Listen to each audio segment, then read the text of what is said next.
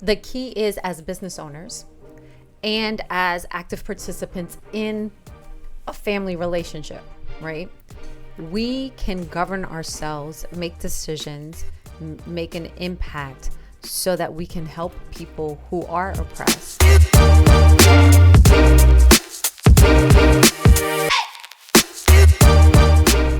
And we're back. Welcome to Commerce and Chill. I am Jessica Johnson Cope. I'm Waleed. Hi, Waleed. Hi, Jessica. What's good, my friend? Life, things are good. Life, things are good. But it's kind of sad time. Why is it sad? Because. I was feeling good till you brought the mood down, but okay. Oh, no, you feeling good? Go ahead, you start. No, I'm just saying, like, things are good. Things are good. I had dinner last night with one of our business mentors. Yes. Shout out to my man Mike B out there. Mike B. Dropping some wisdom. 2-hour dinner meeting. Walked away with a lot of good business advice, some jewels, and got schooled on a couple of things. It's like looking at me like, what are you doing? Are you crazy? Don't do that. But it was good. What was your biggest takeaway from 2-hour business dinner meeting with Mike B? Well, I think it's totally underrated where people...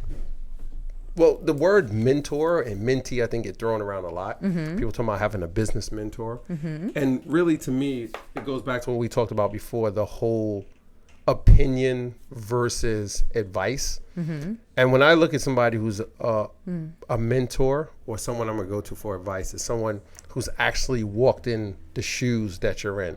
And Mike has done what one of our businesses has done. He's been in the laundry business, built a business up with numerous stores and, broke 7 figures, in the business, done 7 figures in the laundry industry. That's a lot in the laundry industry. Let's be absolutely freaking clear. With thin margins, it's a lot.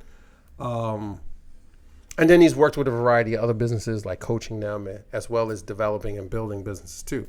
So, biggest takeaway you said, yes, is that you have to have a good team.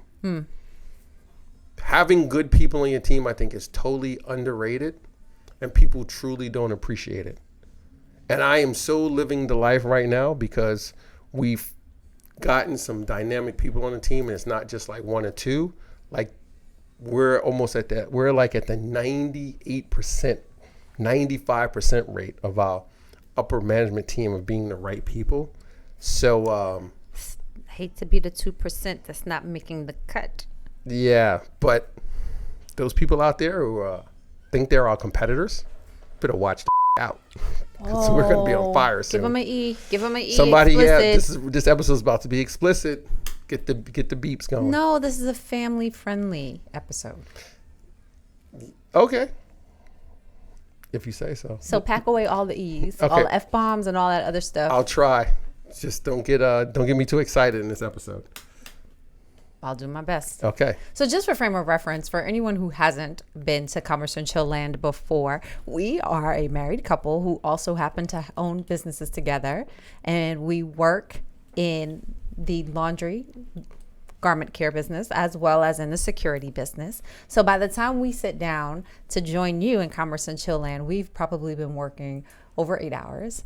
8? You're being generous, but go ahead. Between the two businesses, and gotten our full of employees, clients, and dirty laundry. A lot of it. Waleed mentioned that we had dinner with our business mentor, or as I like to say, family friend term family, Mike Blumenfeld, who... Hey, you can't be saying his last name. I don't want people bugging Mike and getting all into... Man. No, that's the stuff he lives for, though. It's my secret. So Mike B is one of our favorite octogenarians, and we came to meet him through a grant program back in 2011. 11? I thought it was 9. No, it was 2011. Okay. And we were introduced to him through a CDFI, which at the time was called Seedco, but they've rebranded as True Fund. For those of you who don't know, a CDFI stands for a Community Development Financial Institution. So it's a financial institution that's an alternative to a traditional bank because they tend to work with businesses and business owners that are less likely to be bankable or that the regular banks might give the side eye to, like ours. Creative financing. Yes. And so the U.S. Department of Commerce Economic Development Agency had provided a grant program through Seed Co. to help with coaching and other elements to help businesses grow. So as a part of that grant, we rebranded, we got a new website, we got a new logo, and we got to work with a business coach, and Mike B was our business coach. That was worth it alone. And during dinner last night, he said, how did we end up here? And it's so funny because, you know, when you connect with somebody and you have a real authentic connection, sometimes it doesn't matter how you met, but what's more important is what happens when you get together. And this is the first time you saw Mike this year. Yeah, because of the whole COVID thing. But I had lunch with him back in like January or February. Oh yeah, pre-COVID. Yeah, but I hadn't seen Mike since at all this year, and because we were supposed to get together after the two of you got together in January, and then this whole COVID thing popped off, and ta-da! And so Mike, at 80 plus years old, he's pretty much been working from his home for the past few months with little, going out very few times, and except to look over the balcony or go sit in a park with his family. And so for him to call us and say, hey, when we're going to get together and I don't want to do Zoom, it really did my heart so good. So reach out to your favorite business advisor or mentor and see if you can put some FaceTime on their calendar, on your calendar, because I'm sure a lot of good will come out of it. That was my biggest takeaway. It's just FaceTime matters. And when I say FaceTime, I don't mean the app on Apple. I mean like real FaceTime, making investment in a relationship and sharing. Yeah. If I'm half as cool as Mike is when I'm his age, I'll be super grateful. That's when cool, knowledgeable, down to earth gentleman. Shout out Mike. He probably is watching the podcast right now. Well, when it goes live. Yeah, I don't think he's watching it right now. But thinking about Mike and the time that we spent with him, it's a good segue into our theme for today, which I'd like to call Return to Wakanda. Okay. As many of you know, Black Panther star Chadwick Boseman recently passed away. And he was an on-screen hero because he played real-life figures who made an impact in the community. And he went on to have his biggest role as Black Panther in the Marvel series. And so in celebration of his life, they've been airing the movie and some of his other featured productions. And so I watched Black Panther not once, but twice this weekend. My goodness. It's about the ratings. Black dollars matter. Black films matter. Go watch Black films. I hope his family's getting royalties off this. And in rewatching the movie, it brought across a lot of themes and ideas, either that I had forgotten from the first time that I had seen the movie, or that I didn't notice because I was just so excited to be in the theater full of Black people watching, this place where wonderful things were happening for people that look like me. So anybody who's not been on the planet and hasn't seen the movie, just catch you up to the 2020s. Wakanda is a fictional country appearing in American comic books published by Marvel Comics. It is located in sub-Saharan Africa and is home to the superhero Black Panther. T'Challa's the Black Panther is net worth is approximately $90.7 trillion, which doesn't just make him the richest superhero, he's almost undoubtedly the wealthiest fictional character of all time. 90.7 trillion? 90.7 trillion. That's a lot of vibranium. He is the king of Wakanda. Wakanda is a technologically advanced African nation.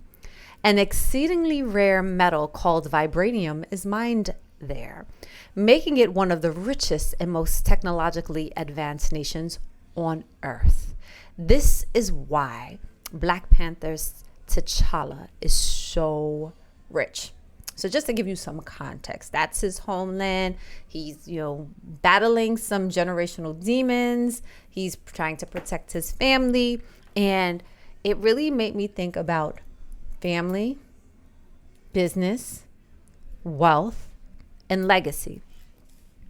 So let's take a few minutes during today's episode and go back to Wakanda. Wakanda forever! So if you didn't watch the film in as great detail and depth as I did, these are some of the things that Wakanda represents to me. And you can jump in and tell me if you agree, disagree, or tell me if I'm crazy, if you say something. Go for it. I'm listening. Number one, Wakanda represents a sense of pride. Like, if nothing else, everyone who was from Wakanda recognized other people from Wakanda with a certain level of admiration, appreciation, love, and respect that you don't always see, right? Because maybe here in the United States, we've become so homogenized and we take it for granted that we have something special in the common link of being United States citizens or United States residents. And so the Wakanda pride is something that really stood out to me. Agree or disagree? No, I agree 100%. Another thing that Wakanda represents to me is a sense of identity and a sense of community, right? Because T'Challa and his colleagues, even when they were abroad, they still identified as Wakandan, and they never let anybody belittle them. They wore their garments with pride. They represented their nation and their brand with pride.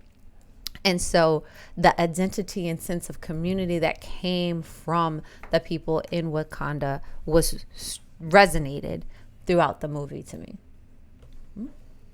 You're on point so far. I can't disagree at all. There was a respect across generations. So when you had the groups coming together, you had different generations represented, and all of the generations had a voice. So the elders had a voice, the younger people had a voice, even though there was some disconnects at time where people were like, you're out of order. Mm-hmm. There was still respect across the different generations. They also, in how Wakanda was run, it represented the importance of wise counsel. So like Waleed said, you want to have good advisors, you want to have good counselors, but you want to make sure that they have some wisdom so they're not just filling your head with fluff. So hopefully when you come to Commerce and Chill Land, we're giving you something that you can walk away with that makes you better and not flatter, that we're investing in you and not taking away anything from you. So think about the importance of having wise counsel. One thing that I don't know if, depending on where you're from, you see as much is the balance of a respect for customs and rituals, balancing that with innovation. And particularly during and leading up to the battle scenes, you would see where, this is how we do things ritualistically. Right. So even if you go to church and you go to an older church, there's some people that are really tied to the rituals and don't want to try new things. Where if you go to some newer churches, they're not as tied to the rituals, but they have electronic Bibles, they have the words up on the screen and everything. So I think that Wakanda represents finding a happy medium between respecting your customs and rituals and embracing innovation. I talked about across the generations, but one thing that was extremely strong was to pay homage to the ancestors. So it's one thing that we show that we love someone and celebrate their life when they transition on to the next afterlife.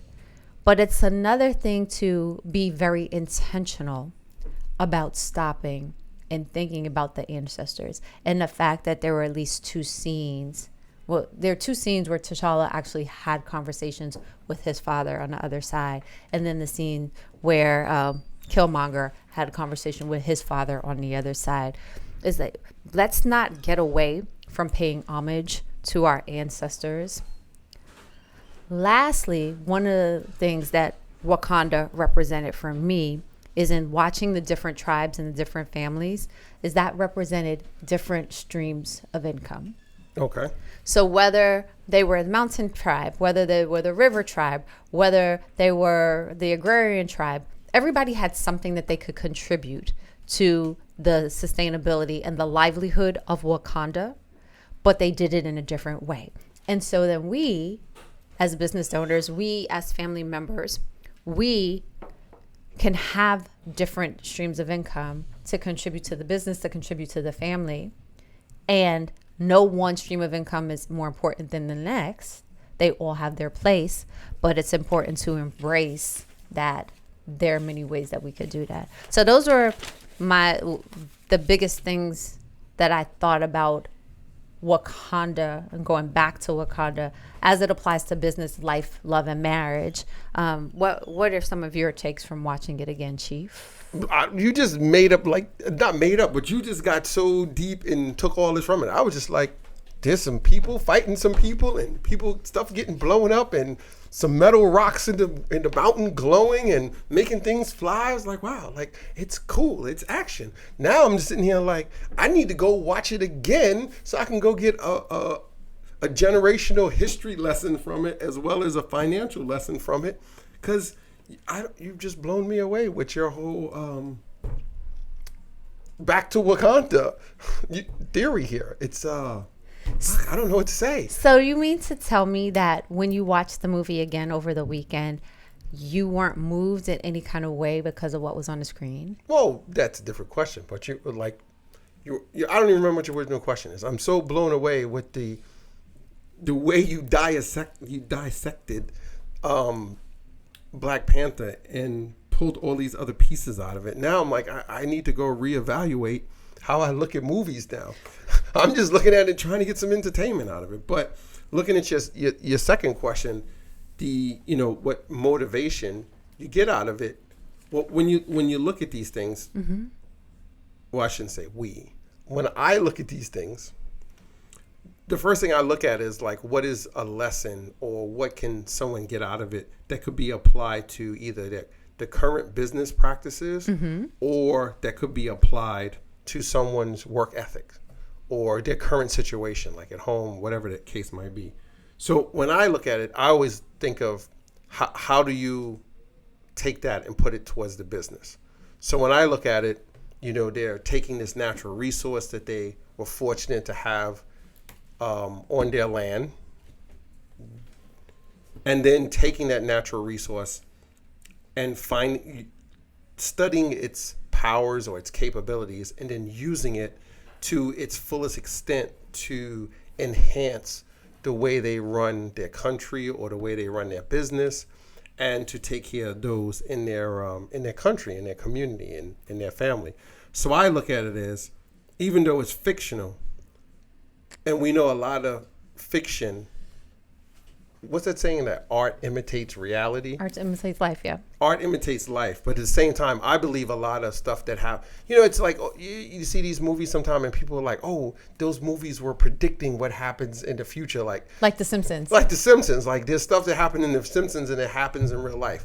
Well, I think there's a part of the creativity that crosses over into real life mm-hmm. when people, write these stories or, tell these stories visually in movies or in writing, that a lot of it is based in our current in the current experience when it happens. And I truly believe that history repeats itself in one form or fashion. So somebody's writing about how it happened in that time, it's bound to happen again, maybe in a slightly different way, but it still has the same base and it has the same premise.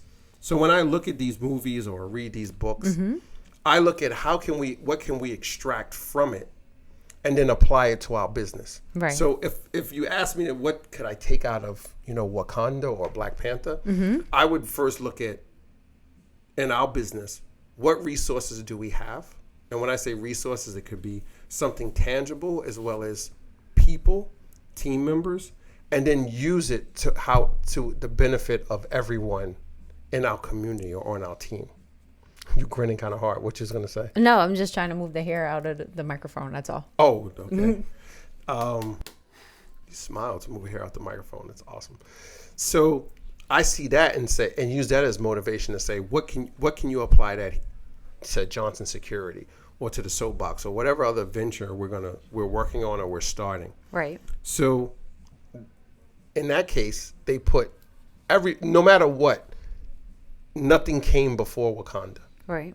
Everybody pledged their allegiance to it no matter what. So like in one scene when Killmonger became king, and then everybody else is like, I'm out, like we're out of here, like we're leaving. But the royal guards, she was like, listen, I can't leave.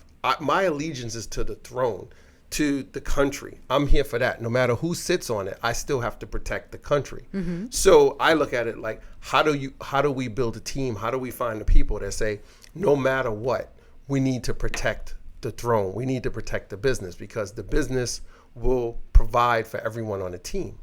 Now, that might not be the case with every business, because some people probably sit out there and be like, yeah, I work at a place and it sucks, or they don't care about us. I can't speak to that.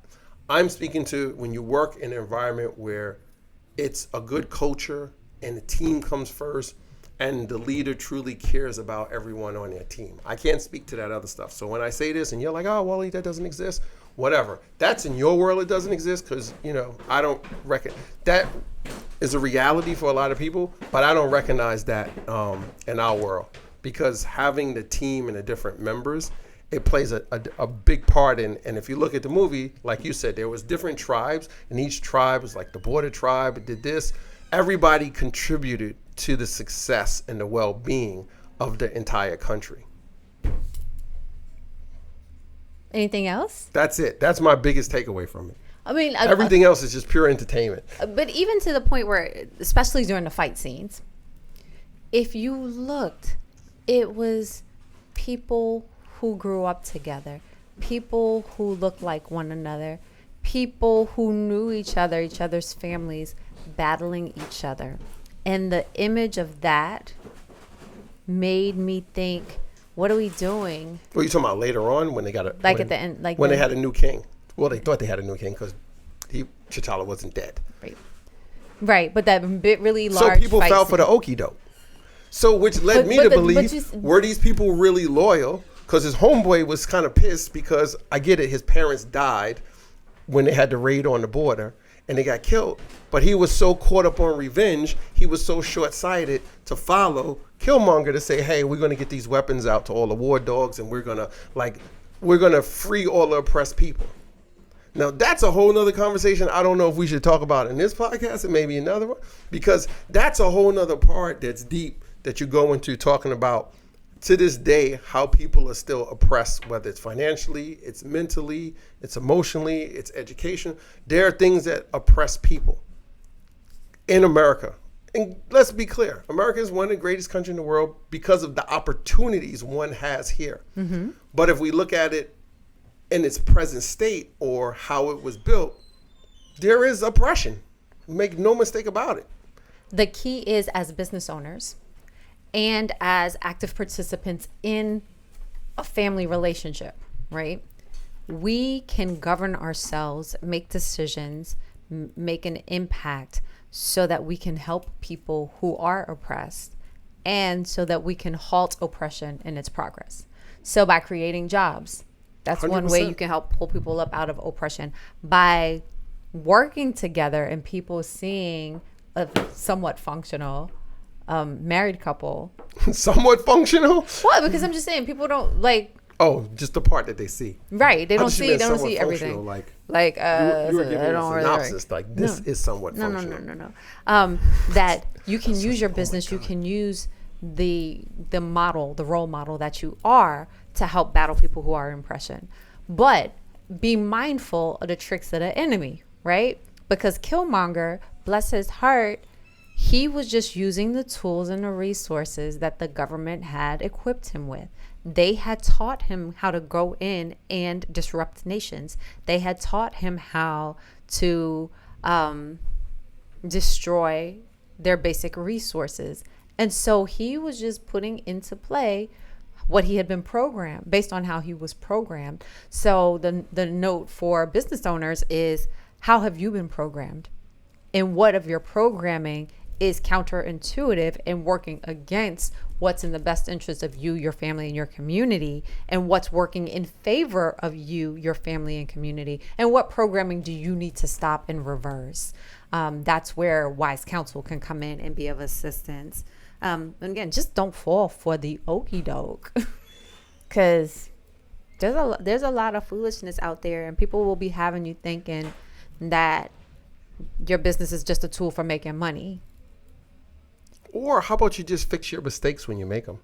You can do that. Because if you go to the beginning, when his dad killed his brother, if he would have just took responsibility, brought the brother's body back home, as well as brought his nephew, because it was his brother's son, brought his nephew back home, the movie would have been over in 15, 20 minutes. There would have been no scene at the end where he takes over and then all this, there was a fight between them. They still would have been loving and hugging each other. He should have just accepted the mistake he made, brought it home, put it out there on the table, and then fix it. And that's the same thing that happens with us in everyday life. Whether you're a business owner or you're self-employed, you're working on a team, you're working independently, whatever it is, a mistake happens, just own it and fix it at that moment. You can't hide. What's that thing that used to come on TV back in the day? You tell one lie, it needs to another. You tell two lies to cover the other. And then they had this whole song. I can't remember. It used to come on all the time back in the day.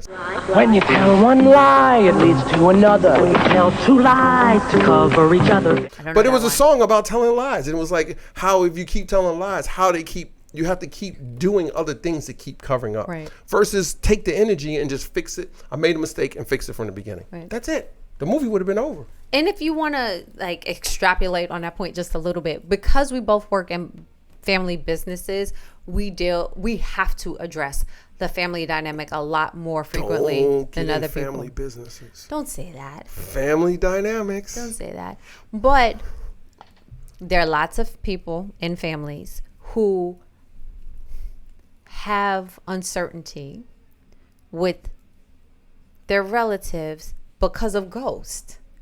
Well, not even uncertainty, ghosts, but uncertainties, but the things of one generation get projected on the next generation. I couldn't have said it better myself. Right. Well, so in your Wakanda, thank you. Mm-hmm. In your Wakanda scenario, the prior generation believed that they should stay hidden, they should stay secret, don't share their resources with the world. But not the whole prior generation, not the brother that got killed.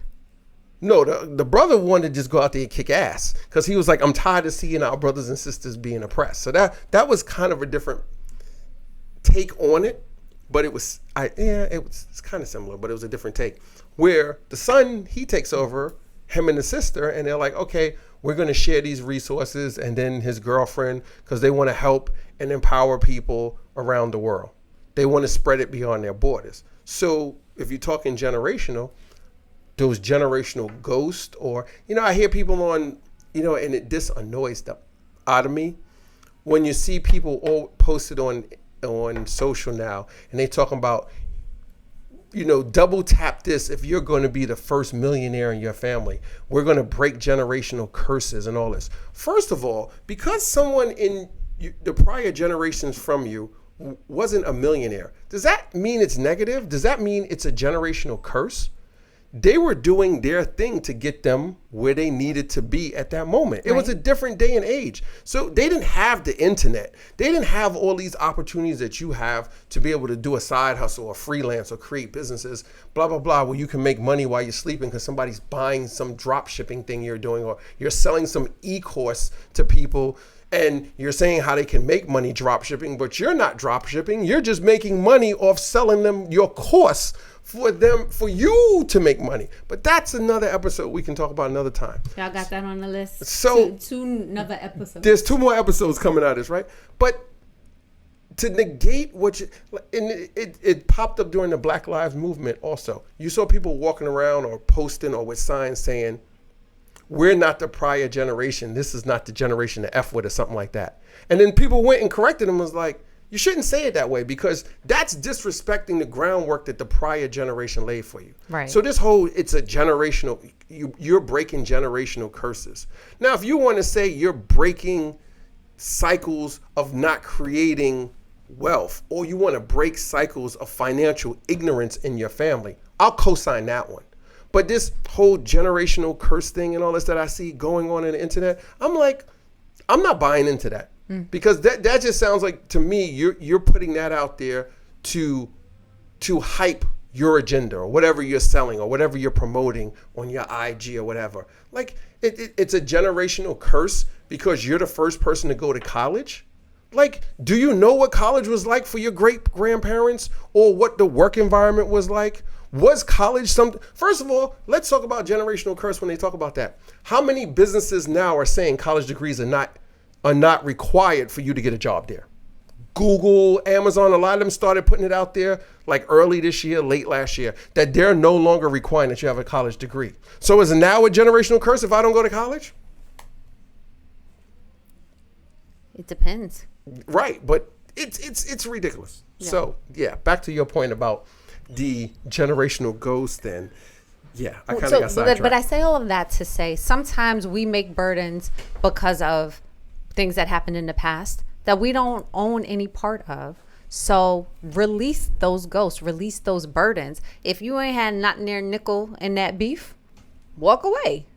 Walk away. You don't have to choose sides, but you don't have to let that weigh heavy on your mind. You don't have to let that prevent you from making progress. You don't have to let that stop you from building strong relationships within your family. That sounds like that mentality where if I don't like Espinosa, that means everybody that rolls in my crew can't like him either, because I'm the only one that doesn't like him. No, I don't like that idea, because I want to come to the barbecue. Right. Like, I wasn't going to come to the barbecue, and I don't want to argue with anybody. I want to be able to get my rib, sit down, and smile and talk to everybody. And I heard Espinosa got good food at his barbecues. He looks like he could throw down. One last item about going back to Wakanda. You got to see Stan Lee make a cameo appearance in the casino scene. And for those of you who don't know, Stan Lee was a part of the Marvel family. He helped to create many of the powerhouse characters for the Marvel brand, and can be witnessed, observed, making appearances in many of the recent films. He has since passed away. But I don't want you to overlook the importance of having allies who may not be people that look like you, who may not be people from the place where you originate, but who will stand in for the gap and support you. And one of the less well-known facts is that in some of the characters that Stan Lee created, he was going against the grain, going against the norm, and trying to make a statement about things that he didn't see as equal at the time. So he was really big with his characters in the 60s and 70s. And many of his characters were speaking out about some of the social inequalities. So quietly, Stan Lee is a civil rights agent, an ally for change, because the fact that he would even create a black character from the motherland of Africa who would be the wealthiest fictional character ever. And that he would give space for a creator like Ryan Coogler to put into words and create the full out imagery of the Black Panther movie. I definitely have to say hats off to Stan Lee and all of the allies who helped to advance the work in the background and may not get the credit until well after they're gone. So notice who your allies are. Spend time with them, acknowledge them, appreciate them, and give them their flowers before they're gone. Is there anything else about Back to Wakanda that we should talk about? That's it. I got nothing else for you. So we're going to watch the movie again this weekend and then let you do a debrief on what? I got a lot of work to do, but you could probably turn it on and it could play in the background, but yeah, I'll be working, trying to build Wakanda. So if you do have your own business, look at Wakanda as a guide to what you can create. Look at how you can use some of the things that we talked about today: legacy, identity, culture, respect for your Goodness, the word is escaping me. Respect for your customs and rituals, as well as the different streams of income. Think about how those things, you can incorporate them into your business, into your family, to be more successful and to create the type of nation, the type of wealth that T'Challa was able to build with his family and countrymen in Wakanda. Let's go back to Wakanda so that we can figure out how to bring those lessons back into what we're doing now, because as we've talked about in previous episodes, Black businesses are in a very interesting space, and we want to make the most of the opportunities that are before us, and Wakanda shows us a great roadmap on just how to do that. You've nailed it. I have nothing else to add. You said it very eloquently. Thank you, Chief. Why, thank you. I couldn't get that word out earlier. So is there anything you want to say to the people before we... That's it. Just make sure you subscribe, share it with a friend, do all those good things. Click on the bell, subscribe, share it. And if Don't be you saw the selfish. Sharing previous means episode of Commerce and Chill, remember what I said? We're going to bring some new team members on. We're going to give them the 5X challenge. Oh, yeah. So if you want our newest team member to keep his job, subscribe. Bring a friend so we can get those numbers up, because I think he's a good guy and he might want to stay around for a while, at least till Christmas. Help a brother out. Subscribe and bring a friend. Thank you. Damn. So much. What? I better start updating my resume just in case get fried before the end of the year. Oh, sorry. Explicit. Family friendly. Sorry. Somebody beep that out. My gosh, I'm so shocked. I'm gonna start working on my resume. There's right nothing now. wrong with having goals. Those sound like big, hairy, audacious goals. that sound like what was that episode we did, Voluntold? This sounds like a fire goal. Like if you don't reach this goal, you're gonna get fired. I gotta come up with a name for that. But that's good. It's called real life. Okay. It's called real life. It's like commission. Do you think that It's like working for sales for commission. the extra successful people get by just creating small goals for themselves and then getting it? Of course. You don't realize? Do you not realize, like, we live in a world of overnight success. You just go online, you download this book, you follow the steps that they tell you, and you can make like tens of thousands of dollars a week. It's like so easy. I see it on the internet all the time. Like, yes, I do believe it. That's how these people get so rich. They just follow the system and that happens. The devil is a lie. Now, you think I believe that, you know I'm lying. So go back to Wakanda and let us know what you think. Subscribe. Thanks for visiting Commerce and Chill Land. I am Jessica Johnson Cope. Click the bell. We need to 5X this before the end of the year. I'm Waleed. And we thank you for stopping by. Hope to see you soon. Peace.